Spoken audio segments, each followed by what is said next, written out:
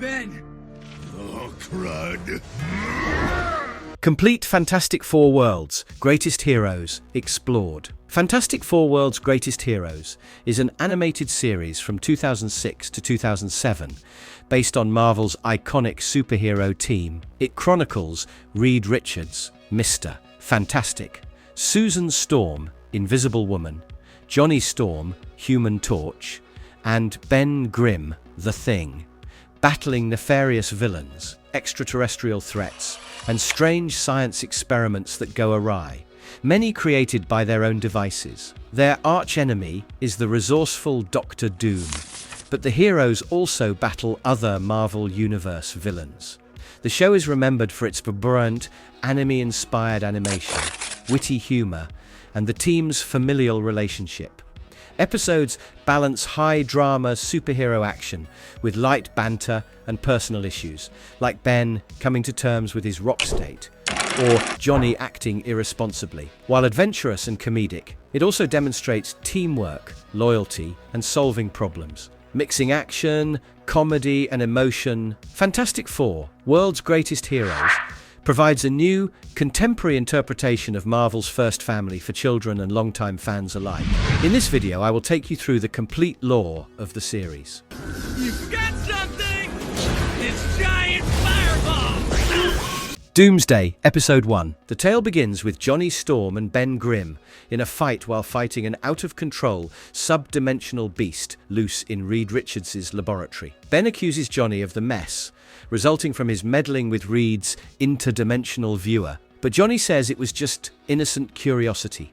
Reed understands that the beast is a creature from the negative zone, an antagonistic parallel universe he had studied. The combat is more slapstick than well coordinated, with Reed attempting to concentrate on sealing the breach as Ben and Johnny continue to exchange jabs. The negative zone is a classic element from Fantastic Four comics, first appearing in Fantastic Four number 51, 1966. This animated version leans heavily into Kirby-inspired creature designs. Their scuffle is soon overshadowed by a far bigger problem. Journalists discover an earlier research paper, allegedly written by Reed, discussing hypotheses regarding cosmic ray exposure and experimentation on humans. This leads to public outcry and suspicion that Reed intentionally exposed the team while on their space mission. Ben, angered and wounded, refers to himself as a guinea pig and questions whether his horrific shape was intentional. Alicia Masters calms him, recollecting Reed's culpability. Johnny is also angry and taunts Reed as Dr. Evil and comments on Ben's radical transformation. Susan attempts to intercede, telling them not to take the media's spin.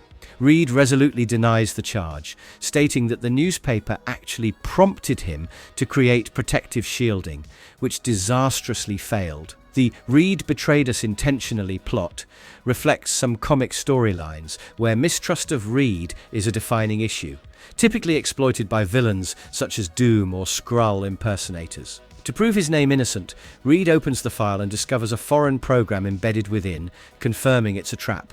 The perpetrator is revealed soon enough, Dr. Doom. With all dramatic flourish, Doom confesses to doctoring the journal to blacken Reed's reputation. But that's only half of a master plan.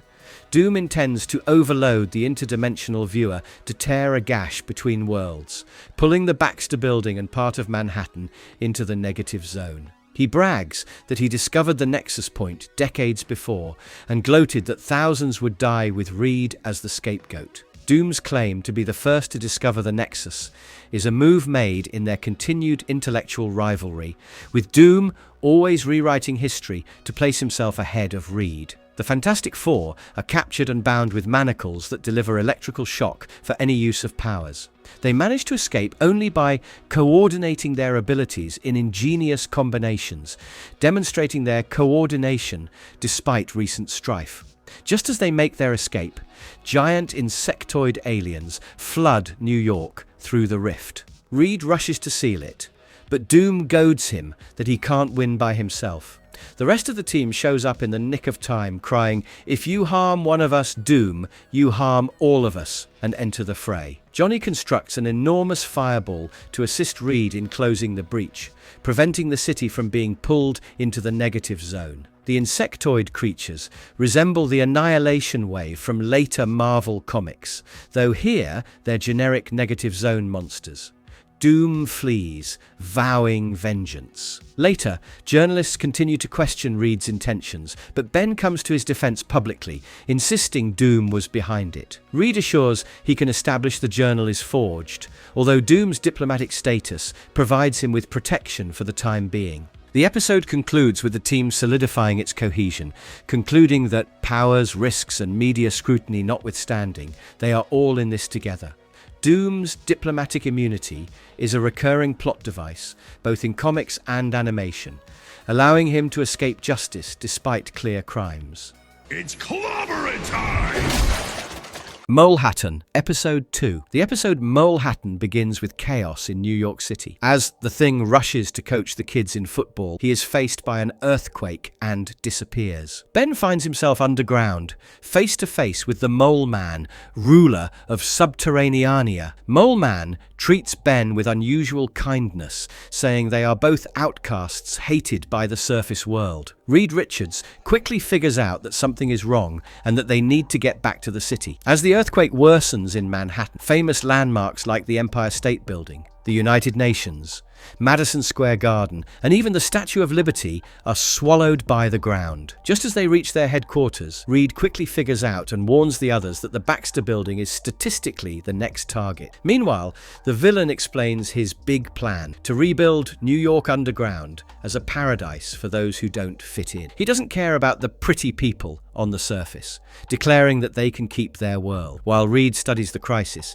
he discovers dangerous tectonic pressure building beneath the city. He warns that if not stopped, New York could suffer its last and biggest earthquake ever. Back at the Baxter Building, the superheroes help out the tenants living there, as the building has sunk underground. They are then attacked by strange fungus-like creatures. Johnny Storm, the Human Torch, fights them, but is unable to do much. So instead, he leads the tenants to safety, while Sue holds them off. He and Sue get separated during the battle, leading to confusion and mistrust. Reed later discovers the monsters hate light, which becomes the team's advantage. Ben confronts Mole Man again, who proudly reveals he brought down the Baxter Building as Ben's new home. He wants Ben to join him as king of this underground utopia. But when Mole Man insults Ben's friends and even tries to use the kidnapped kids that he coaches as slaves, Ben refuses. He tells Mole Man that while he may look like a monster, Mole Man is truly the ugly one. In the end, the Fantastic Four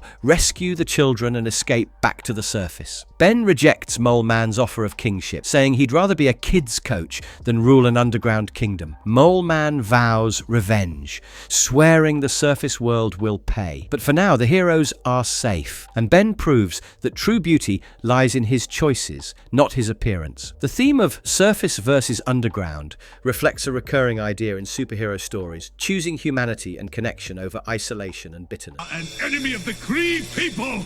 You will! Trial by Fire, Episode 3, Guy. The episode kicks off with Johnny Storm, the Human Torch, messing around outside the Baxter Building by luring a huge alien robot using lasers. Reed Richards warns him to wait for the rest of the team before attacking, but Johnny ignores him. He charges at the robot, only to watch it destroy his third car that month. Suddenly, the robot creates a wormhole, pulls Johnny into another galaxy. Reed quickly determines where Johnny has gone, but Susan Storm is in an upset about her brother's vanishing. Ben Grimm attempts to console her, but includes a wisecrack that she has gone tiny and crazy, which doesn't help all that much. The team cancels their scheduled trip to a children's hospital fundraiser, so they can concentrate on retrieving Johnny. In the meantime, Johnny's circumstances become apparent.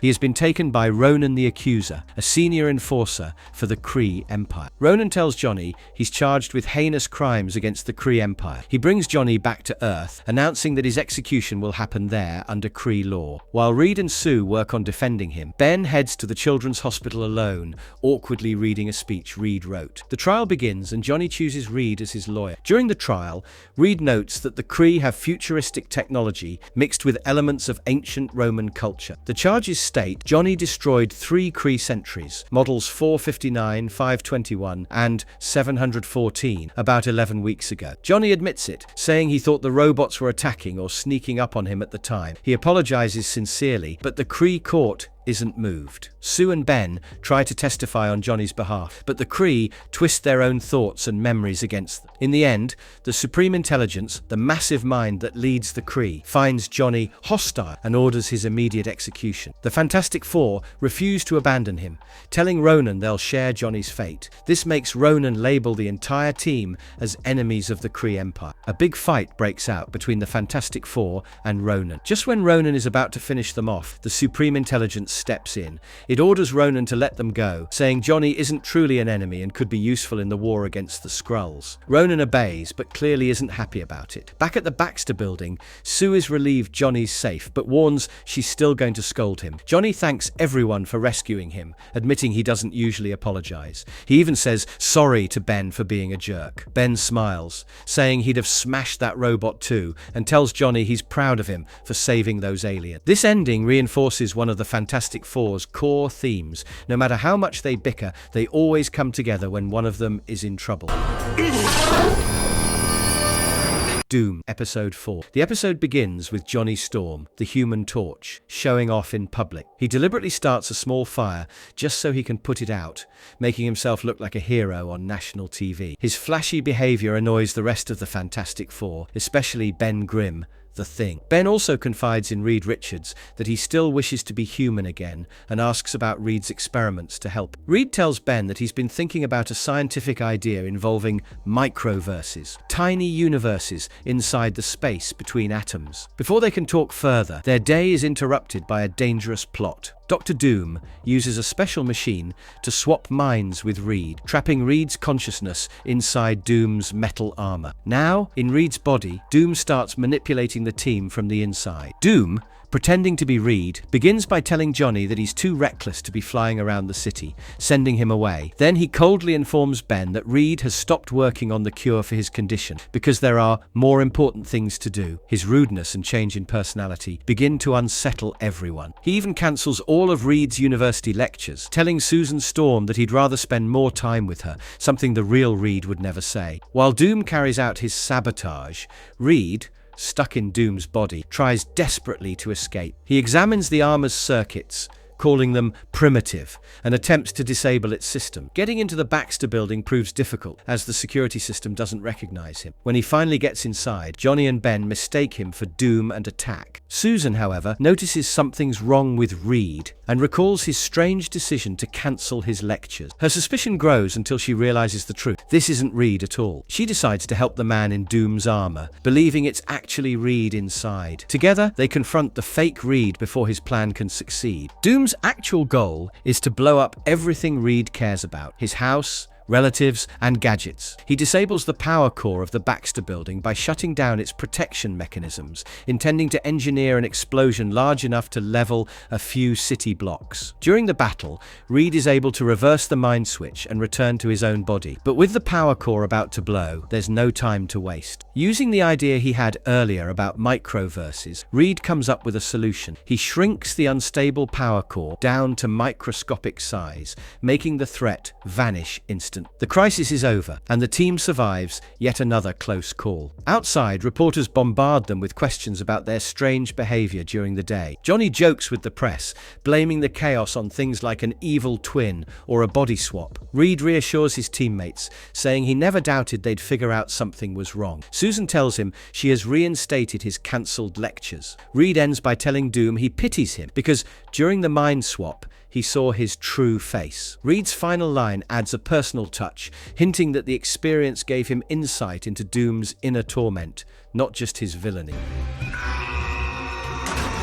Puppet Master, Episode 5. The episode opens with Johnny Storm grabbing public attention by showing off during a fire rescue, except this fire is one he started himself just to make an entrance. At the same time, New York is holding a ceremony to honor famous local artists. Watching the event is an unhappy sculptor who feels overlooked. bitterly thinking that his genius is ignored and that he's owed awards, recognition, and respect. Things take a strange turn when a piece of the space station where the Fantastic Four originally gained their powers crashes onto a beach. Reed Richards discovers that the clay on this beach has absorbed cosmic energy from the wreckage. He warns his team that no one should take anything from the site until they've removed the dangerous particle. Unfortunately, the special clay doesn't stay put for long. Not long after, odd things start happening to Johnny. Without warning, he twists himself into knots, saying he hears strange whispers in his head. Reed suspects it could be leftover radiation from the cosmic clay. Then, Ben Grimm starts acting strangely too. Under the mysterious influence, Ben storms into a studio and kidnaps a famous photographer. This makes him the second artist to be abducted in just a short time. Alicia Masters, Ben's friend and a talented sculptor, recognizes the victims as artists she knows from the awards ceremony. She immediately alerts the team. Reed quickly realizes that both Johnny and Ben are being controlled by someone. He connects the dots. The victims are all artists honored at the awards show the night before. The team races to stop Ben from capturing a third target. Despite their efforts, Ben succeeds and even brings Alicia to meet the culprit. The villain reveals himself as Alicia's stepfather, now calling himself the Puppet Master. He explains that he's been using statues made from the cosmic clay to control people's action. Through his sculptures, he can mold men to my will and plans to humiliate those who once mocked him. He also claims he's proving his artistic genius by making his creations literally come to life. Puppet Master takes control of Johnny next, commanding him to destroy his teammates. A fierce fight breaks out as Reed tries to find a scientific way to break the mind control. In the end, Alicia bravely smashes the statues controlling Ben and Johnny. This act frees them instantly from Puppet Master's power. The Puppet Master is arrested, and the kidnapped artists are rescued unharmed. Johnny tries to use the mind control excuse to cover his earlier bad behavior, but his agent informs him that child star Ricky Carter has hired someone else for his TV project. Ironically, Ricky offers Ben a co-starring role instead, impressed by his earlier rampage. Alicia turns down an invitation to join the Fantastic Four, preferring to let Ben handle the superhero work. Ben being offered a TV role is a comedic twist. In the comics, he occasionally has showbiz moments, but they're usually short-lived. Zoned Out, Episode 6. This episode starts with Johnny Storm, Human Torch, giving a young girl named Frankie a playful but misleading tour of Reed Richards' lab. Johnny impersonates Dr. Richards himself and brags about discovering things such as space travel, the internet, and even the color blue. Herbie the robot tells them not to touch anything, but Frankie goes ahead and presses a button, activating something perilous. Johnny promptly blames Herbie to deflect criticism from his own laziness. In the meantime, Reed Richards, Mr. Fantastic, is occupied in the lab and running behind schedule for a tenants meeting in the Baxter building. Susan Storm, Invisible Woman, is there instead, listening to neighbors complain about water pressure and electricity issues. She's clearly annoyed at Reed's absence and the small but constant problems in the building. As Reed heads through his lab, he spots unusual movement and realizes there are non-terrestrial life forms inside. The strange creatures turn out to be newborn alien bugs from the negative zone, multiplying fast and causing trouble. They feed on energy and become aggressive, damaging Reed's inventions and even trashing Ben Grimm's The Thing room. Johnny, usually cocky, admits he's afraid of being eaten by. Reed realizes there must be a large mother bug somewhere in the building. Johnny ends up finding the huge mother bug, which refuses to back down. Reed comes up with a plan to lure all the bugs into the lab using Ben's power pack as an irresistible energy source. Herbie assists by turning off electricity to the rest of the building, so Ben's pack is the focus. Ben is not happy being bug bait and wishes Johnny were present to share the risk. As the bugs attack Ben, Johnny materializes out of nowhere, having seen Reed's portal. He confesses it was scary, but attempts to carry on as if he was just being respectful by not going around boasting about his courage. The Fantastic Four manage to send all the bugs back to the negative zone, ending the crisis. Johnny then tries to play off his absence as a harmless joyride, much to the team's disbelief. Johnny's quick return through the portal mirrors a similar rescue scene from the comics where he saves the team from negative zone creatures.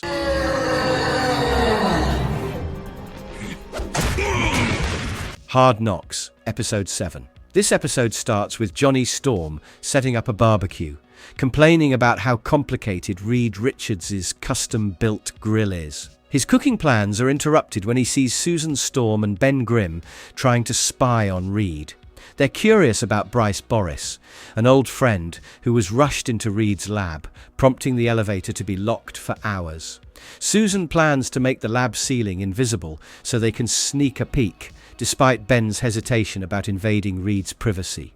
The Fantastic Four's rooftop barbecues are a running visual gag in various comics and cartoons, often ending in chaos before anyone eats. Before they can spy, the Hulk suddenly appears, crashing into the scene and declaring, "No one is stronger than Hulk." Johnny initially thinks the Hulk is as mythical as Bigfoot, but quickly realizes he's real. He flames on and joins the fight, but the team struggles to stop the rampaging giant. Their battle wrecks parts of Lower Manhattan before Susan uses a device to disrupt the Hulk's balance, knocking him out. The inner ear device Susan uses here is an original invention for the show. It has no direct counterpart in Hulk comics. The Hulk changes back into Bruce Banner, and Reed explains Bruce is an old graduate school friend. They both studied radiation, but Bruce's gamma ray experiments went wrong.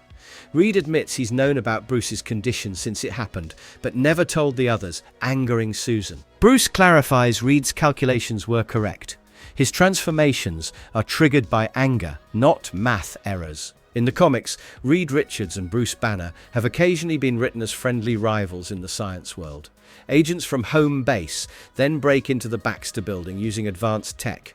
Their goal is to capture the Hulk and turn him into a living weapon. Reed orders Ben to hide Bruce while he and Johnny handle the attackers, with Susan staying hidden using her invisibility. Johnny melts the engines on the agents' rockets to keep them from leaving. The idea of weaponizing the Hulk is a recurring theme in Marvel stories, notably in the Planet Hulk and World War Hulk arcs. Despite Johnny's efforts, the agents capture the Hulk. Tracking Bruce's gamma signature, the team finds him again. Ben provokes Bruce by mocking him and his mother, explaining the agents will harm innocents. Bruce transforms, defeats the agents, and gruffly admits Rockman made fun of Hulk's mama. This is one of the rare, humorous Hulk transformations in animation, blending comedy with action. The Hulk escapes, and Reed vows to keep searching for a cure for both Bruce and Ben. Ben jokes he could beat the Hulk in arm wrestling, and the team reaffirms they'll always try to help Bruce. Hulk's line about wanting to be left alone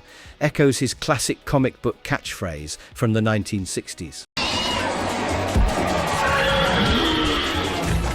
My Neighbor Was a Skrull, Episode 8. The episode opens with the Fantastic Four returning from a mission in subspace. Their re-entry is rough, and Reed Richards tries to fix a re-entry sub-routine, while Johnny Storm complains about the bumpy ride. Once back, they notice that something is off inside the Baxter building. The doorbell and elevator malfunction, and their computer, Herbie, starts speaking Spanish while making no sense. In Marvel Comics, Herbie the robot is often portrayed with quirky personality glitches, but speaking Spanish is unique to this episode. Even stranger, all the food and drinks suddenly taste like chicken. The team also notices odd behavior from their neighbors. Courtney greets them with an unnatural level of friendliness and later asks Johnny questions about his powers and how he looks amazing. Willie the mailman gives gifts and oddly asks Johnny what Susan fears most in the entire universe. Willie the mailman is a recurring side character in some Fantastic Four animated series, often used for comedic moments. Another neighbor, Mrs. Monet, invites herself in, compliments Ben Grimm, and asks Reed about his most crucial weakness, and Ben's skin density and upper strength limits. She even claims to have met Reed 500 years ago on the moon when he flew there in a bathtub. Reed starts piecing things together, realizing the building's plumbing and electrical systems are failing. He suspects their neighbors have been replaced by alien shapeshifters who know very little about human behavior. The bathtub to the moon comment is a playful reference to Reed's many improvised spacecrafts in the comics. Reed deduces that the turbulence they felt during re-entry wasn't natural.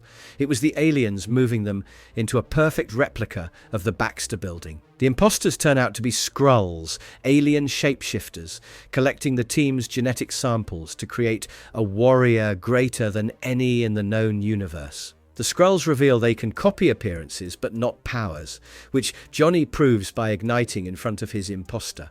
The Skrulls first appeared in Fantastic Four #2, 1962, and have remained one of the team's most famous recurring threats. The Skrulls try to destroy the Fantastic Four after gathering their samples, but the team forces a breach in the building's replica. The Skrull commander orders a retreat, saying they have what they need and will return. Back in their real home, Reed warns that this was no prank. The Skrulls went to extreme lengths for those samples. The final scene shows the Skrull commander promising that their new warrior will soon be ready, thanks to the fantastic form. This ending foreshadows future confrontations, similar to the Super Skrull storylines in Marvel Comics, where DNA from multiple heroes is combined into a single foe. You to meet Dr. Henry Pym, also known as Ant-Man. Hi there. World's Tiniest Heroes, Episode 9. The episode begins with Reed Richards running an experiment on shrinking objects as part of his microverse theory, the idea that there's a whole universe hidden between atoms. He's using a small, mini fantastic car to collect samples and data from this microverse. Reed plans to call Hank Pym, an expert in the field, to discuss shrinking people safely. Meanwhile, Johnny Storm, Human Torch, barges into the lab with a mischievous dog named Firehound, irritating Susan Storm, Invisible Woman. The microverse idea in Marvel often connects to Ant-Man's quantum realm, though licensing issues meant the term microverse wasn't always used in animated shows. Things take a turn when the mini-fantastic car, still holding leftover microverse energy, causes the entire Fantastic Four to start shrinking. At first, Reed is excited, thinking he can reverse it easily, and even jokes that it's like a shrinking competition with Hank Pym. But their shrinking speeds up rapidly, and it becomes dangerous. Soon, their small size brings all sorts of problems. In Marvel Comics, Reed Richards and Hank Pym have a friendly rivalry over who's the smartest scientist. Episodes like this play into that dynamic. Because they're so tiny, their voices become squeaky, and Herbie the robot doesn't recognize them. Mistaking them for pests, Herbie activates his rodent infestation protocols.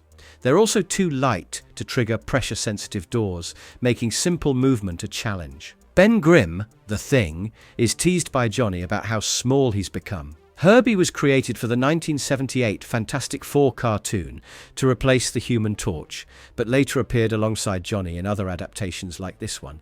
As they navigate their own headquarters, even normal features become deadly, like a huge exhaust fan that could chop them up.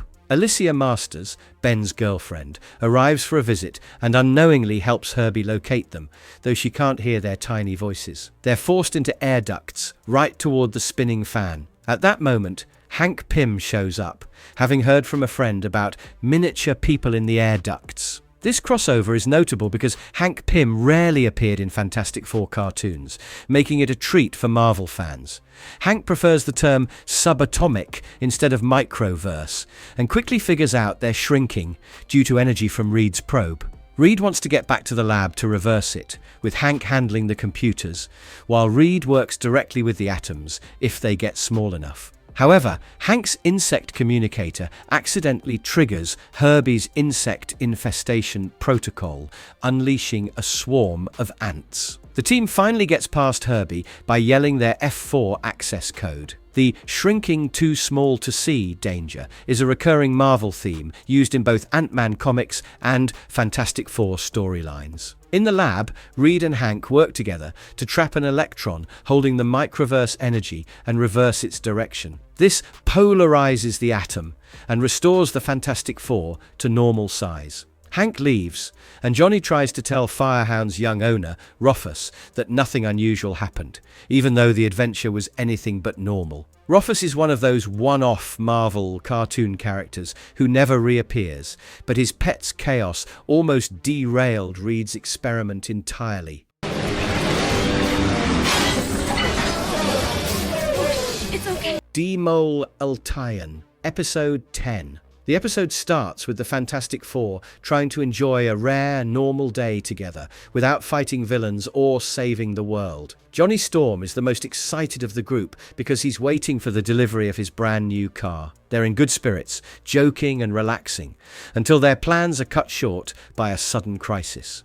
Out of nowhere, a giant monster bursts onto the scene and starts causing chaos in the city. In Marvel Comics, the creature Giganto first appeared in Fantastic Four #1, 1961, as one of the earliest threats the team faced, though it looked a bit different from the cartoon version. The team jumps into action, trying to stop the monster from reaching the Baxter Building, their headquarters. Johnny, more concerned about his car than the building, races ahead to keep it safe, which Ben teases him about, saying he'll probably wreck it anyway. Reed Richards uses a stasis field to temporarily freeze the creature in place. They quickly notice that the monster has come from underground, tunneling up to the surface. Reed's stasis field in the cartoon works like a temporary force bubble, a concept that appears in various forms across Marvel media, but isn't a consistent gadget in the comics. Deciding to investigate, the team follows the tunnel down and ends up 6.7 miles below the surface in a freezing underground world. There, they come face to face with Mole Man, who announces his plan to destroy the surface world and take power. He explains that the giant monster, which Ben nicknames Giganto, is actually a mother protecting her eggs. Mole Man has dozens of these monster eggs, and once they hatch, the baby monsters will imprint on the first thing they see. He wants that to be him, so he can have a loyal army. Mole Man, whose real name is Harvey Elder, is Marvel's first ever supervillain introduced in the Fantastic Four comics, debuting alongside them in their first issue. The Fantastic Four try to fight, but are quickly captured by Mole Man's Moloid minions. Because of the extreme cold and the tight grip of the Moloids, they can't use their powers effectively. However, Susan Storm manages to trick them by creating a force field shaped like herself, which fools the blind Moloids into thinking she's still trapped. Free to move, she figures out that Mole Man must have stolen one of Giganto's eggs and hidden it at the Baxter Building to lure the mother away. The force field decoy trick is a clever nod to Sue's classic comic strategy of using invisible constructs to distract enemies while she sneaks away. Susan realizes the only way to stop Mole Man's plan is to return the stolen egg before the rest hatch. She rushes back to the Baxter Building, where Herbie the robot helps her find the egg in the garage. Herbie explains that Johnny had told him to give open access to all deliveries, which allowed the egg to get in unnoticed. As the egg begins to hatch, Susan carefully avoids letting the baby imprint on her. Herbie the robot was originally created for the 1978 Fantastic Four cartoon as a kid-friendly replacement for the Human Torch, who was absent from that show due to rights issues. Susan takes the baby monster underground, just as the other eggs are hatching. Giganto is reunited with her baby, and the newborns imprint on their mother instead of Mole Man. Furious, Mole Man tries to make himself the first thing the hatchlings see, but the Fantastic Four block his attempts. With his plan ruined, the team hands Mole Man over to the authorities, who send him to a supervillain prison called the V, where there's no sunlight. The V is a fictional prison created for the show. In the comics, supervillains are often sent to places like the Raft or Project Pegasus. Back at the surface, Johnny finds that his new car has been destroyed during the chaos. Surprisingly, he isn't too upset about it, especially when Ben jokes that he can wreck Johnny's next car too. The team walks away victorious, having stopped an underground monster invasion and kept the city safe once again. The running joke about Johnny's cars getting destroyed is a recurring gag in many versions of Fantastic Four, showing his flashy but often short-lived purchases. Hey! Stop that! Knock it off! Knock it off! Impossible, Episode 11. The episode starts with the Fantastic Four inside the hangar of the Baxter Building, waiting for Reed Richards' deep space probe to return. This probe was built to act as an early warning system for visitors from outer space. Surprisingly, it comes back damaged, even though it was designed to dodge any space debris. Reed immediately suspects that someone, or something, may have interfered with it. In the comics, Reed's deep space tech is often used as a plot device to introduce new alien species. The early warning probe is a nod to this tradition. When the probe lands, the team gets an even bigger surprise. A strange green alien crawls out of it. This creature is a shapeshifter and immediately transforms into the rocket itself. He speaks perfect English, explaining that he learned the language from data the probe had on humanity.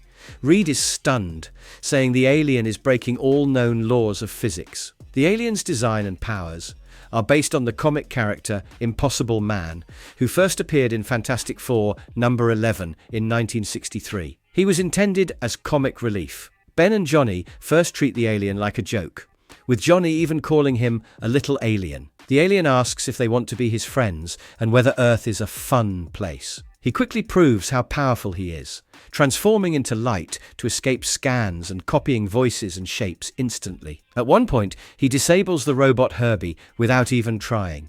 Herbie, the robot, was created for the 1978 Fantastic Four animated series to replace the Human Torch, who was absent due to rights issues at the time. Reed gives him the name Impossible Man, warning the team that while he seems harmless, his power is unmatched. The real danger is his personality, playful but immature, which means if he got angry or fell into the wrong hands, the results could be devastating. To avoid trouble, they decide they need to keep him away from the city. Unfortunately, their attempts to contain him fail. In Marvel lore, the Impossible Man comes from the planet Pop-Up, where survival depends on extreme adaptability, explaining his endless transformations. The alien escapes the Baxter building, calling it fun, and Johnny tries to lure him back. But once he sees New York City, he's fascinated. He explains that his people evolved on the most dangerous place you could imagine, so Earth feels soft and pudgy to him. Reed and the team grow worried when he announces he's going to invite all his people to come here. The billions of Popupians line is exaggerated for comedy. In the comics, they're fewer in number but equally chaotic. Reed realizes that billions of beings like the Impossible Man on Earth would be a total disaster. So he quickly comes up with a plan. While Susan, Ben, and Johnny keep the alien busy, Reed uses a simulation device to copy his data. With it, he removes the Impossible Man's ability to shapeshift. Removing the Impossible Man's powers is a rare moment. In most stories, he's completely unstoppable, so Reed's method is unusually clever. Without his powers, the alien becomes upset and demands them back. Reed offers a deal.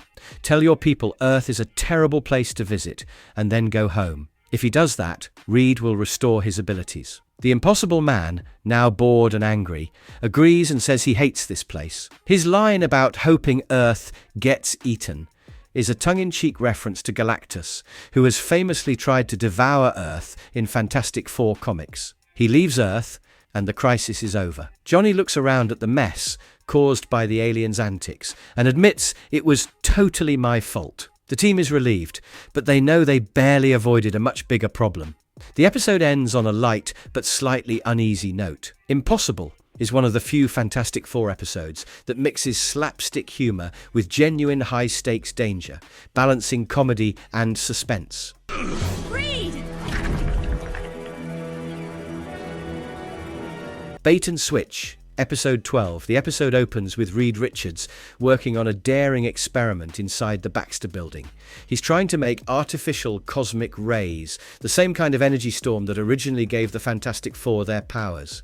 Reed's goal is to isolate the energy inside Ben Grimm's rocky body and remove it, turning him human again. Ben listens closely, clearly hoping this time it might work. In the comics, Reed has repeatedly tried to cure Ben, but it almost always comes with a catch, either temporary results or dangerous side effects. Just as Reed runs the experiment, an energy overload strikes the lab. This isn't caused by a simple mistake. It's linked to a strange energy disturbance happening outside the building. The overload causes something bizarre. Susan Storm's and Johnny Storm's powers swap. Now, Susan bursts into flames, panicking and yelling, "Fire! Fire!" while Johnny turns invisible and can make force fields. Power swaps are a common trope in superhero stories.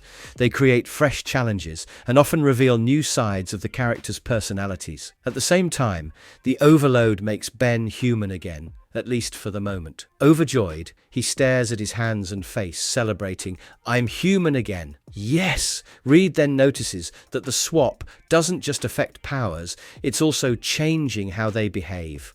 Susan, with Johnny's fire powers, becomes more impulsive and sharp-tongued, while Johnny, with Susan's abilities, tries to act more mature and responsible, though he still messes up. The idea that superpowers influence personality echoes earlier Fantastic Four episodes and comics, where emotional state and powers are shown to be linked. Before they can figure it all out, they get word of a dangerous energy disruption spreading through the city. It's soon revealed that Dr. Doom is behind it, trying to pull something powerful from another dimension. He's using an inverted version of his power gauntlet to do it, which makes the energy sphere expand dangerously. The team's robot assistant, Herbie, confirms that this is the same kind of interdimensional energy they've faced before. Dr. Doom's power gauntlet is an invention unique to certain animated versions of the Fantastic Four, not a major item in most comics. The Fantastic Four rush out to contain the sphere,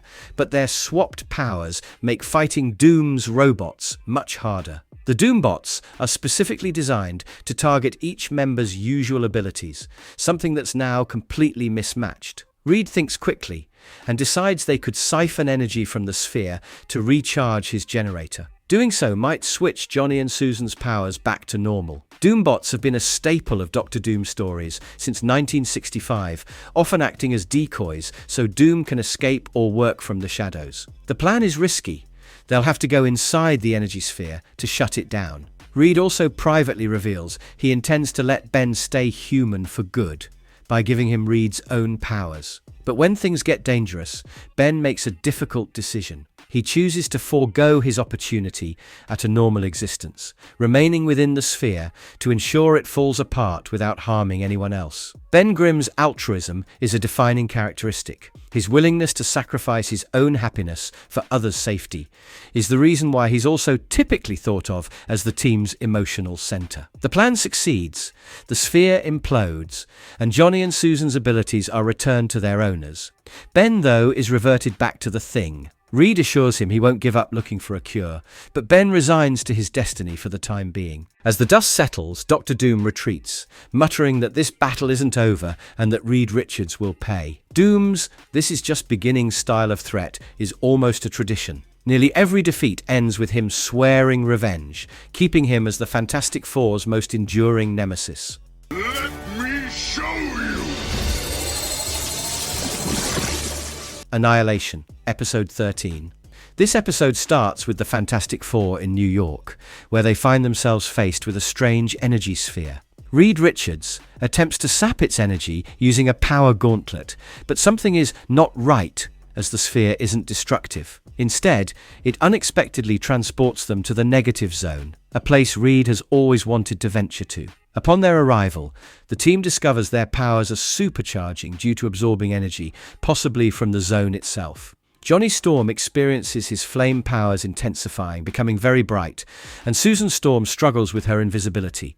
While this grants them increased power, Reed warns of a significant downside. If their powers continue to increase, they risk being consumed by them. They soon encounter Annihilus, a powerful alien being who believes the Fantastic Four are trying to invade his universe and steal his power. Johnny quickly nicknames him the Annihilator. During the confrontation, Dr. Doom appears, revealing that he orchestrated their arrival in the negative zone. Doom gloats, explaining that he created the portal in New York as a trap to deliver the Fantastic Four to Annihilus, hoping Annihilus would end your threat forever. Doom also falsely tells Annihilus that the Fantastic Four are the greatest evil my world has ever known, and planning to invade and conquer his universe. Reed quickly deduces that Doom is not just trying to eliminate them, but is after something within the negative zone itself, power. He realizes that the cosmic control rod is the true source of the supercharging effect on their powers, not the negative zone itself. If Doom uses this rod on Earth, it could tear apart the entire universe. With this dire understanding, Reed attempts to contact Herbie on Earth using interdimensional frequency upgrades to their communicators, instructing Herbie to open a portal to bring them back. They manage to return to Earth to confront Doom, who is now wielding the cosmic control rod. Doom, believing he can control its immense power, refuses to surrender the rod, despite Susan's pleas that it will rip our dimension apart. As the cosmic control rod begins to collapse, threatening reality, Reed quickly reverses the energy flow, causing the rod to collapse back into the negative zone. The episode concludes with the world saved, Doom defeated, and the Fantastic Four back to normal. Johnny, ever the comedian, humorously laments that he couldn't move at the end and suggests they be called the Fantastic Three and our giant pet rock. We're ready for you this time, Joe. Revenge of the Skrulls, Episode 14. The Fantastic Four episode Revenge of the Skrulls begins mid-battle, with Johnny Storm shouting, "Flame on!" and Ben Grimm declaring, "It's clobbering time." The fight scene quickly gives way to a fantastic fifth for a day contest at the Baxter Building. Susan Storm set it up to improve public opinion after the team's past destructive adventures. Johnny, however, finds it boring and complains about parading around like a giant freak. The phrase, "It's clobbering time," has been Ben Grimm's catchphrase since Fantastic Four number 22, 1964. The fun ends when Reed Richards detects Skrulls hidden in the crowd. He suspects an invasion and shuts down the contest, despite Susan's frustration and Johnny's excitement for an alien invasion. Soon Skrulls are spotted all over the building. Reed calls it an already here alert, realizing the threat is immediate. Skrulls first appeared in Fantastic Four number 2, 1962, and are shape-shifting aliens from the Marvel Universe. The Skrull commander says they aren't launching a full invasion yet. They came to watch the Fantastic Four's defeat in their ongoing war with the Kree. In the chaos, the team is split up. Johnny Storm is confronted by Ronan the Accuser, leader of the Kree who wants revenge.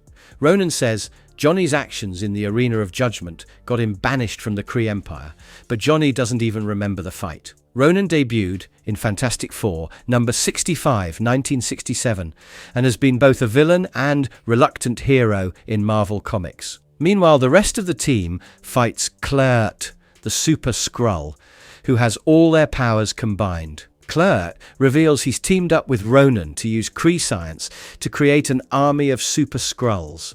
This alliance is hidden from the regular Skrull soldiers. Robert, the contest winner, thinks all of this is part of his prize and keeps calling it sweet. The Super Skrull first appeared in Fantastic Four, number 18, 1963, and was created specifically to counter the team's abilities. Johnny eventually escapes Ronan and destroys the genetic key needed to make the Super Skrull army. Robert accidentally exposes Kl'rt and Ronan's secret deal to the Skrulls by mentioning he saw them talking on a video phone. He even helps beat Ronan by using his knowledge of a Ronan action figure's universal weapon. With the alliance broken, the Skrulls retreat. Robert's comedic outsider point of view mirrors the comic relief side characters often found in Marvel animated shows. Puppet, stop them!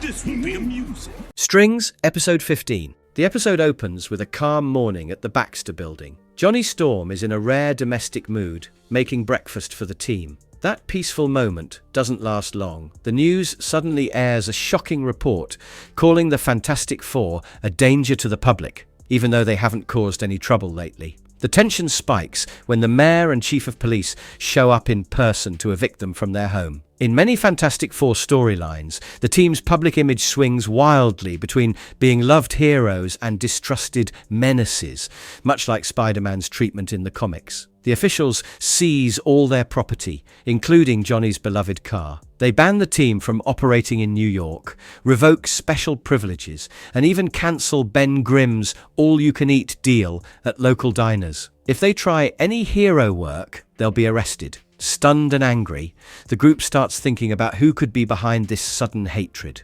The all-you-can-eat gag is a running joke in Ben Grimm's appearances, playing on his massive appetite and rocky metabolism. They suspect their usual enemies, Mole Man, Skrulls, or Dr. Doom, but Susan quickly figures it out. Her father, the Puppet Master, is known for mind control, and this chaos has his style all over it. The group checks and confirms he's locked up in prison, and without his special radioactive clay, he shouldn't be able to make his puppets. Meanwhile, Reed has been working on a cosmic power amplifier, but isn't quite sure what it's for. The Puppet Master is actually Susan Storm's stepfather in the comics, but many animated adaptations simplify the relationship to father for storytelling. Forced out of their home, the Fantastic Four hide in Reed's father's old lab. But the NYPD quickly finds them, thanks to the Cold Blue unit, ironically equipped with high-tech gear designed by Reed himself. Wanting to avoid being seen as criminals, Reed tells the others not to fight back. He willingly lets himself get captured, hoping it will help him prove their innocence. The Cold Blue unit is unique to this animated series and doesn't exist in the original comics, adding a police vs. heroes dynamic. Reed is brought to the Puppet Master's secret lair. The villain proudly reveals that he has turned the entire city against the Fantastic Four. Even worse, he's been subtly influencing Reed's mind for weeks, making him build the amplifier so his mind control powers could be boosted 1 billion times. With the device complete, he takes control of the city's entire population. This plot twist of secretly influencing a hero's inventions is a common trope in Fantastic Four stories, as Reed's intellect often becomes both their greatest asset and biggest vulnerability. The Puppet Master tries to control the team, starting with Ben, but Reed explains the flaw. The amplifier boosts all cosmic powers, including the Fantastic Four's. Their abilities and the Puppet Master's powers cancel each other out, leaving only silly side effects like itchy noses. The villain's big plan collapses instantly. Power cancellation through amplification is a classic sci-fi twist, and this episode plays it for both drama and comedy. In the end, the Puppet Master is locked away in the Vault, a high-security prison for super-powered criminals. He vows revenge, but the city's opinion of the Fantastic Four is restored. Once again, they are hailed as heroes for saving New York from one of their own family members. The Vault is a nod to the Marvel Comics prison of the same name, which houses some of the most dangerous villains in the universe.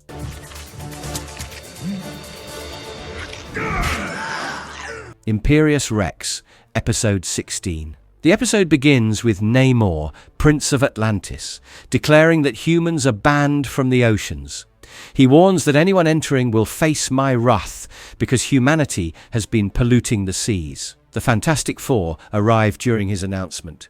Johnny Storm immediately mocks Namor's pointy ears, tiny ankle wings, and even tells him to use deodorant, sparking a fight. In Marvel Comics, Namor, spelled with an A, first appeared in 1939, making him one of Marvel's oldest characters.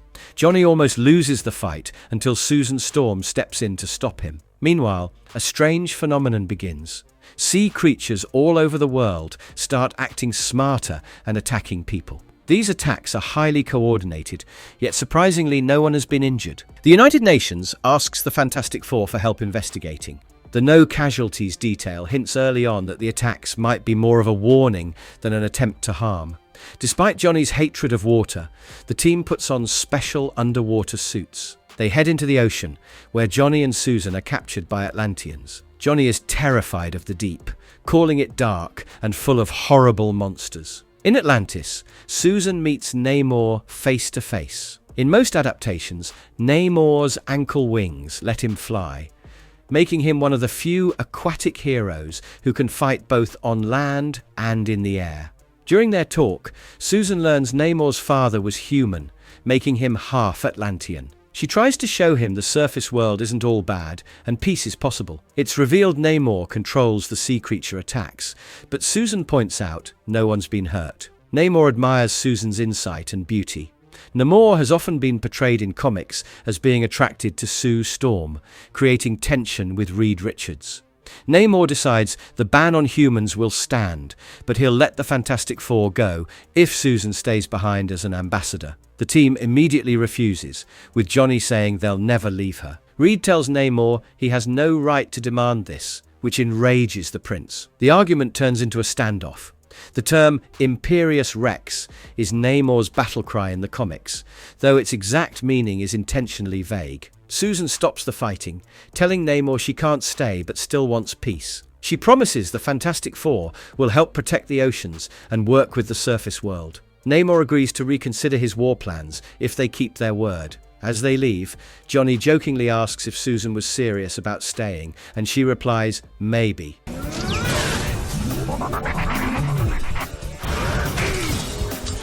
Doomsday Plus One, Episode 17. The episode opens with Johnny Storm and Ben Grimm bickering as usual, even playing chess against Herbie, the team's talking computer. Their fun ends abruptly when Dr. Doom sneaks into the Baxter building, disabling the alarms.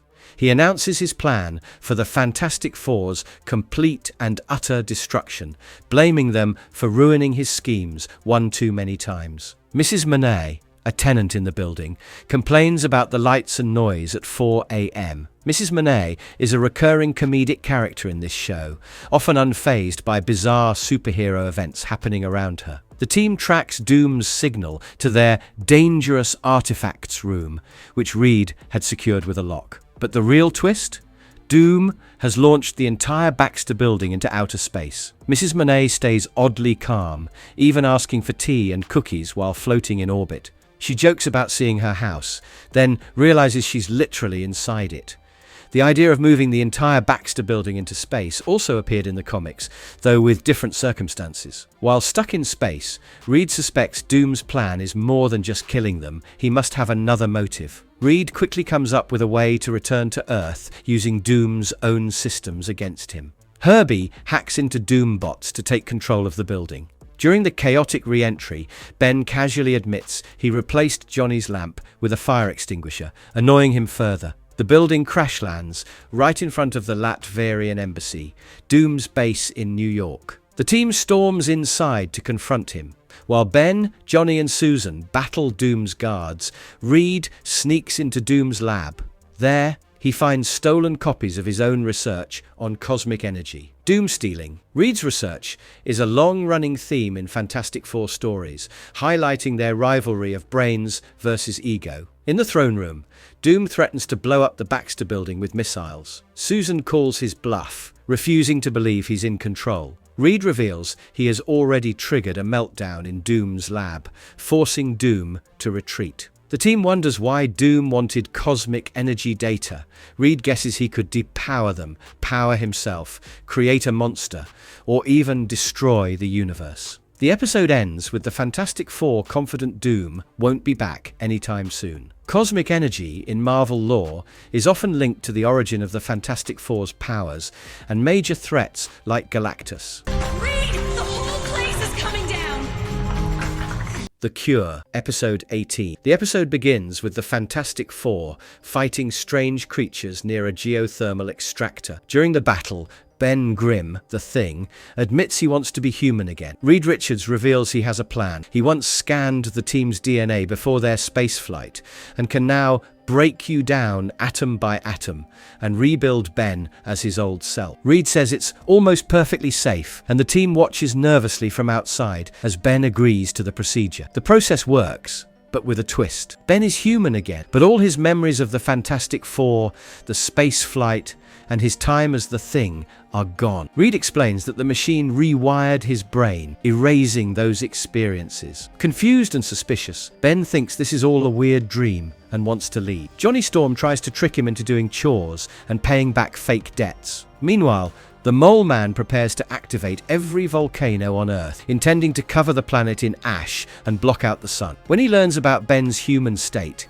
he sees an opportunity. Back at the Baxter building, Johnny decides to find a replacement teammate holding open auditions. He eventually picks She-Hulk, who has strength, flight, and eye lasers, though she's afraid of fire. The team, with She-Hulk, investigates Mole Man's attack at Project Pegasus Labs, where he steals a vital engine. Reed realizes Mole Man plans to combine it with geothermal energy to trigger all volcanoes. Meanwhile, human Ben struggles with not fitting in, thinking he's no hero. But when he hears his friends are in danger, he decides not to abandon them and flies the Fantastic Mark I, a flying bathtub, to help. At Mole Man's lair, the Fantastic Four battle creatures while trying to stop the bomb. Ben suddenly transforms back into the Thing mid-fight, stunning Mole Man. With his help, they shut down the engine and save the planet. Mole Man escapes, but She-Hulk admits she can't replace Ben, calling the team a family. Reed offers to make him human again, but Ben chooses to stay the Thing, saying his memories and time with the team matter most. Ben's choice to remain the Thing reflects his acceptance of his identity, a common emotional beat in his stories. Frightful, episode 19. The episode begins with the Fantastic Four making a public appearance to show off Reed Richards' latest invention, unstable molecules, special materials that can adapt to a superhero's powers. The event is supposed to be a positive moment for them, but reporters instead ask about a new group called the Wizards Four, who are gaining attention as the city's newest heroes. This new team is being praised as better and more reliable than the Fantastic Four. The contrast immediately produces tension, particularly within the team. Johnny Storm, the Human Torch, takes it worst, being jealous and saying the Wizards Four are stealing his thunder. Ben Grimm, the Thing, acts like he doesn't care, but is obviously irritated and resentful. Reed remains quiet, but beneath that silence is the fact that he's already suspicious. Susan Storm tries to broker peace, keeping Johnny from fighting openly about it. The Wizards Four quickly become media favorites by rescuing people from small incidents, like stuck elevators or street accidents. Their leader, the Wizard, boldly calls himself the smartest man in the world, which irritates Reed deeply. Hoping to boost his image, Johnny hires a freelance photographer to follow him and capture his heroic deeds. But things go wrong when Johnny is framed for a warehouse explosion and other destructive events. Soon, Johnny is accused of torching his own room and car, making him seem reckless and dangerous. The public turns on the Fantastic Four, calling them unstable and even dangerous. Even their robot assistant, Herbie, says he's scared of Johnny. Reed, however, remains calm and focuses on investigating the truth. Through research and deduction, Reed uncovers the real identities of the Wizards Four. They are actually criminals. Peter Petruski, the trapster who makes powerful adhesives. Ulysses Claw, an expert in sound-based weapons, and Dr. Bentley Whitman, the Wizard, a former gravity researcher turned thief. They also travel with Dragon Man, their creature companion. Reed realizes their plan is to stage disasters, save people, and gain the city's trust to get full access to sensitive tech, especially his unstable molecules. They succeed in stealing the raw material, but the molecules start reacting with matter, causing a dangerous chain reaction that could destroy the city. In the final battle, Susan uses her force fields to completely contain the unstable matter underground, preventing disaster. The Frightful Four are defeated. The Fantastic Four's good name is restored, and Reed admits he always suspected something was wrong from the start. Susan's ability to contain volatile energy with her force fields has been key to saving the team in several major comic storylines, making her one of Marvel's most underrated powerhouses. Out of Time, episode 20. The episode starts with Reed Richards proudly showing his latest invention, a working time machine. He jokes that he built it because either his future self told him to, or to finally prove how dinosaurs really went extinct. He warns the team about being careful in the past, but Johnny Storm ignores him. Johnny touches a strange temporal stasis device and even punches a dinosaur, setting off trouble. When they return to the present, the Fantastic Four find that everything is drastically different. New York City is now under Dr. Doom's control, patrolled by Doom's helicopters. The Baxter Building has been turned into the Bankster Building. In this new reality, the Fantastic Four never became heroes at all. Doom explains that he was forewarned about their powers and had plenty of time to prepare. Reed suspects Johnny's dinosaur punch might have caused the change, but it turns out Doom altered history by something he didn't do. Doom then offers the group a deal. They can live under his command except for Reed. Without hesitation, Doom strikes Reed, making him vanish from existence. Now, without their leader, Susan, Ben, and Johnny are heartbroken. Johnny comes up with the idea of using the time machine to save Reed. Their robot friend Herbie explains a strict rule of time travel. You can't go to a time where you already exist or it could destroy the world. Susan remembers Reed's last words to her, "Go back to the beginning." Susan figures the beginning means the day they first got their powers. They realize Doom learned about them from a future Doombot spider and plan to stop that from happening. If Doom interferes with their cease flight, the shields will fail and cosmic rays will give them power powers, but they need to make sure he still sabotages the mission. They travel back to the launch day. Johnny and Susan intercept a Doombot trying to stop young Victor Doom from reaching the space station. Ben stays with the past version of Reed, awkwardly hiding his rocky appearance. Past Ben even jokes that he's fine with becoming the Thing, as long as nobody clobbers him for knowing the future. Johnny also oddly gives young Victor a random compliment. Ben's acceptance of his future self is a rare soft moment for the usually grumpy Thing. They successfully destroy the Doombot, letting Victor reach the station, which keeps history intact. The team returns to their present, where Doom never ruled. No one remembers the altered reality, except Reed, who smugly confirms that a meteor really did wipe out the dinosaur. Reed's final line ties back to his original dinosaur extinction theory, neatly bookending the episode. Needs no one. Atlantis Attacks, Episode 21. The episode starts on a rainy day at the Baxter Building. Inside, the Fantastic Four are spending their morning in typical fashion. Johnny Storm teasing Ben Grimm, and Reed Richards tinkering with new experimental explosives in the lab. Things are light-hearted until the team notices someone outside the building. It's Namor, the submariner, who promptly faints the moment they spot him. Namor's fainting here is unusual. He's usually portrayed as incredibly tough and proud. They bring Namor inside, and Reed examines him, noting his incredible ability to heal from serious injuries in just hours. When Namor wakes up, he immediately acts in his usual arrogant manner, clashing with Johnny and Ben, who he thinks are making fun of him. But Namor quickly changes his tone to deliver grim news. Atlantis has been taken over by his own army. He explains a powerful barbarian named Atuma has turned the Atlanteans against him. Atuma is a classic Marvel Comics villain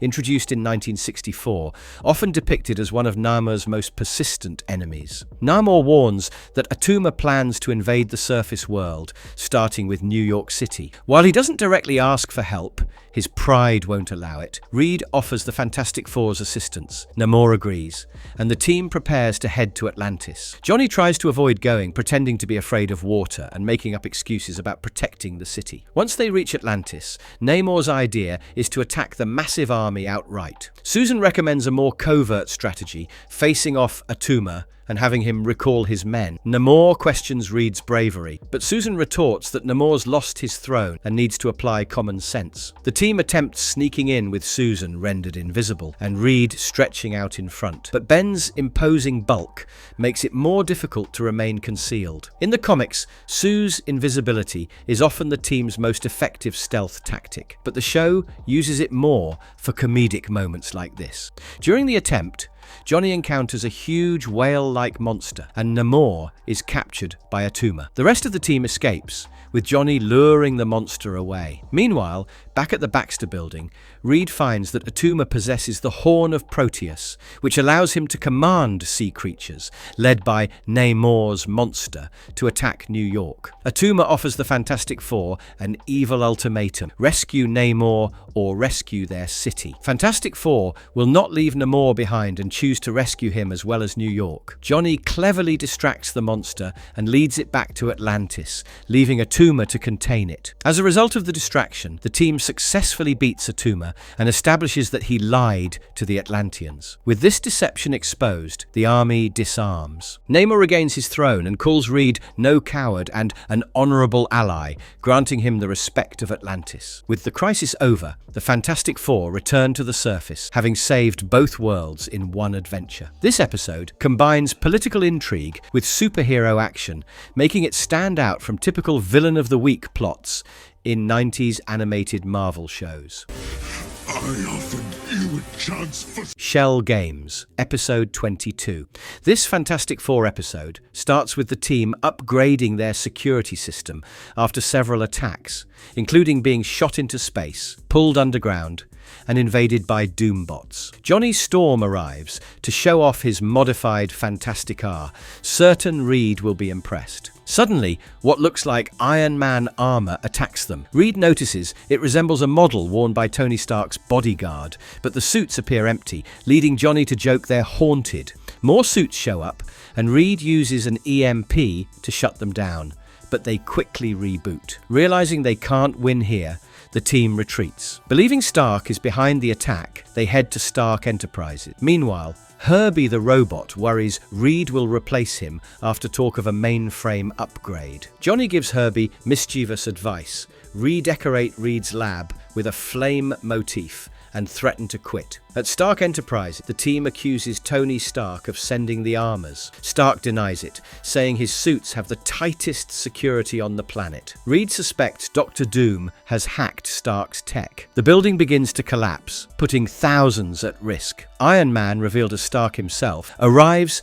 to help the team save the structure with bracing. Afterward, Iron Man arrogantly says Doom is his problem and insists on handling it alone. Reed warns that Doom will expect both him and the Fantastic Four. The team follows Iron Man to Doom, who has taken control of Tony's armor. Doom orders the suit to attack the Fantastic Four, trapping Tony inside. To stop Doom, Reed needs remote access to Iron Man's mainframe, which requires immense computing power. Reed convinces Herbie to help by promising an upgrade, not a replacement. Herbie breaks through the encryption, allowing Reed to overload Doom's stolen armor. Doom escapes, vowing revenge. Tony thanks Reed, admitting he was wrong to refuse help. Back home, Herbie proudly shows Reed a flame-shaped lamp, and Reed returns the favor by turning Johnny's Fantasticar into a giant pet rock. What's the matter, Sue?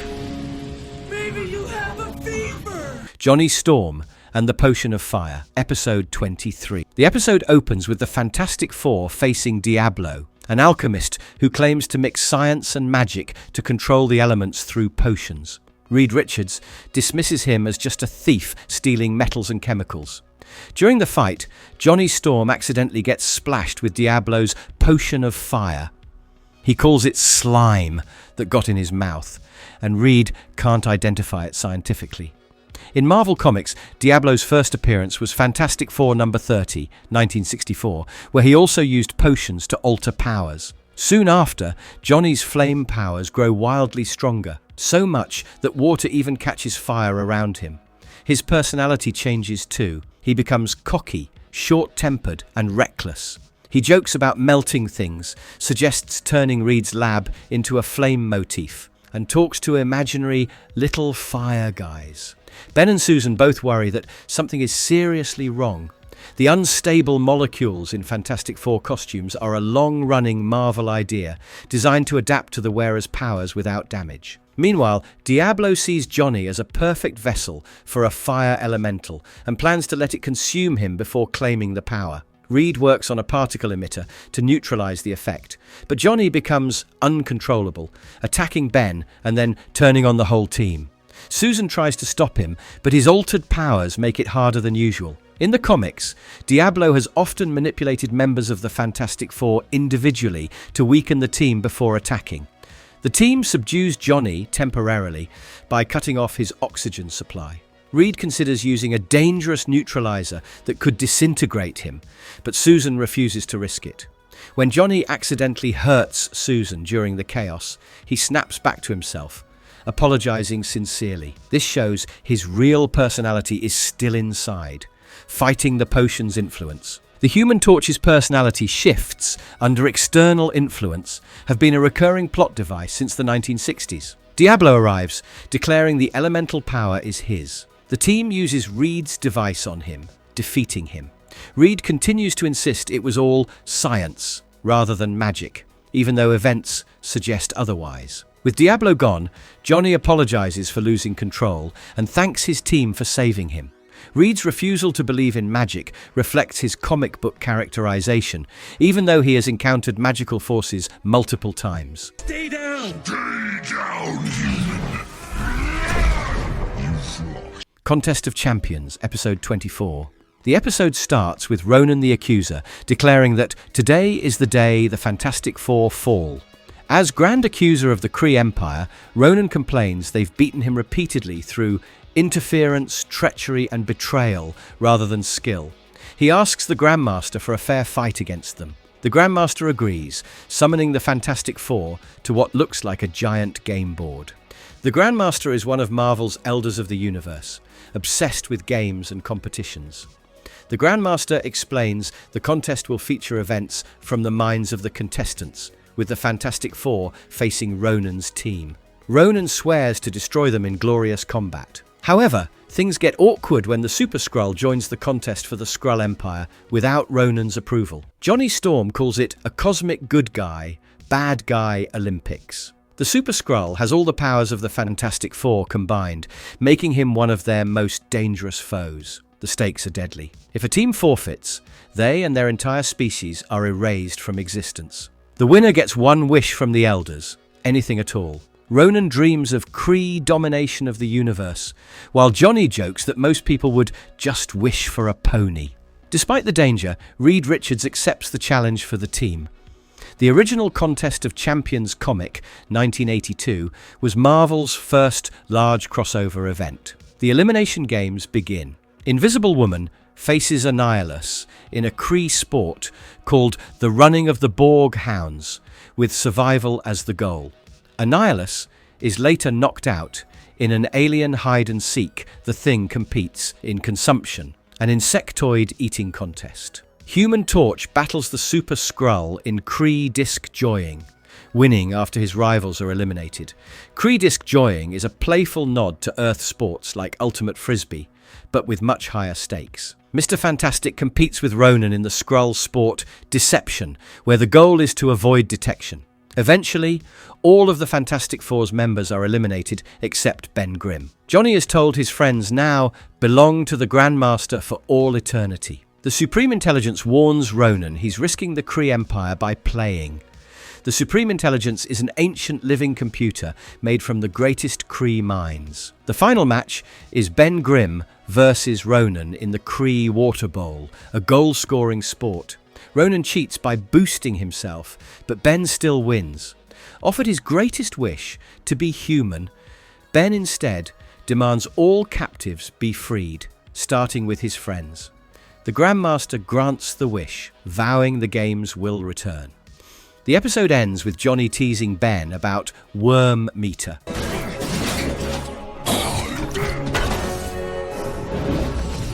Doom's words is law, episode 25. The Fantastic Four face an unusually advanced Doombot during a battle.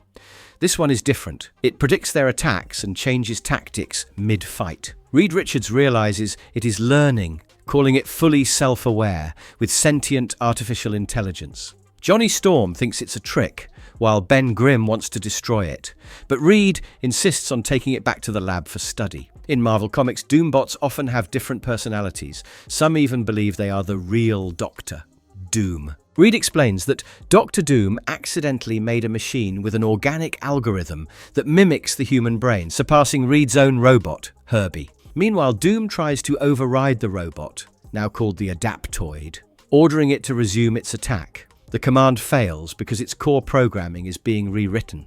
Still, Doom keeps insisting that Doom's word is law.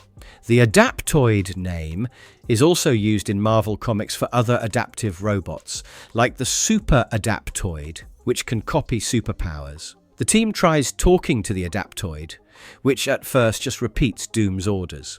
Ben keeps interacting with it, which Reed says is a valid AI test. They joke about names like Destroyer before settling on Bruiser, and Ben and the robot quickly bond. Reed notes that they're even playing advanced strategy games together. Ben Grimm forming bonds with robots or outsiders is a recurring theme, showing his softer side under the rocky exterior. This friendship is broken when Doom's programming reactivates, making Bruiser capture Sue and Reed. Ben is furious at himself for trusting the robot.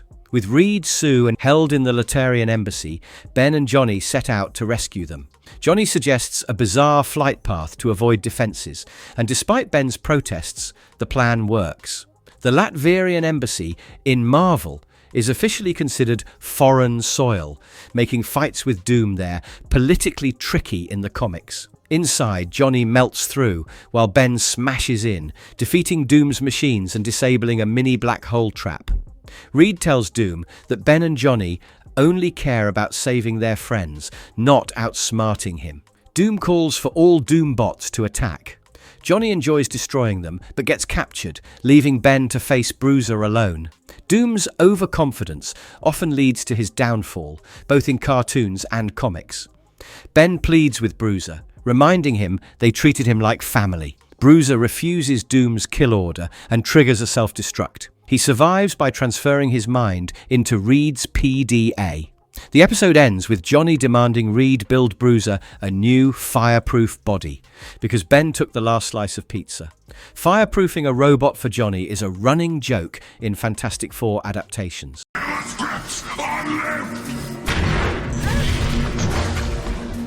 Scavenger Hunt, Episode 26. The episode starts with Johnny Storm teasing Ben Grimm about the upcoming World Cup final, joking that Ben's bad luck will ruin it for him.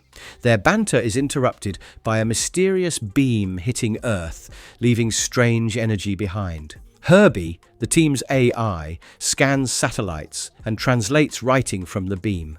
The translation reads, "Mine," leading Johnny to joke someone graffitied the planet. In Marvel Comics, Terminus's catchphrase, "Earth is mine," comes from his comic book debut in Avengers number 256, 1985. A massive alien named Terminus soon arrives, declaring Earth belongs to him. A smaller alien, a Xanderite, approaches the team and says their heroic reputation has reached his galaxy. The Xanderite explains that Terminus travels from planet to planet, stealing technology and resources. He admits to luring Terminus to Earth to save his own world. The Xanderites are not a major comic race. This version was created for the cartoon. Terminus confirms his mission to scavenge Earth, even claiming buildings and natural resources as his own.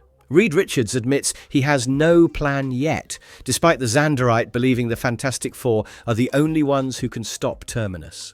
Johnny decides to act on his own and tells Terminus that the good stuff is in another part of the city. Terminus warns that if Johnny is lying, he'll destroy Earth. Johnny Storm often distracts enemies in both comics and cartoons. His impulsive personality sometimes ends up saving the day. Johnny leads Terminus around, offering silly treasures like bricks and raw sewage. While Johnny keeps him busy, Reed creates a plan to lure Terminus to Central Park. The plan uses anti-gravity devices to disconnect Terminus from Earth's pull. The attempt fails to stop him completely and instead makes him furious. Anti-gravity tech is a common Reed Richards invention in various Fantastic Four stories. Despite the danger, the team reassures Reed that he'll figure something out because he always does. Inspired, Reed joins them in attacking Terminus. Johnny blasts at the alien's armor while Ben and Sue coordinate attacks. Reed realizes the key to victory is Terminus's own lance. In the comics, Terminus's lance is also the main source of his destructive power. Johnny lures Terminus into firing, and Ben knocks him off balance. Without his armor, Terminus is helpless and falls into a pit of steaming magma. The team celebrates, though Ben laments forgetting to record the World Cup final. Reed calls their win a true team effort. Ben Grimm missing sporting events due to superhero duties is a running gag in Fantastic Four media.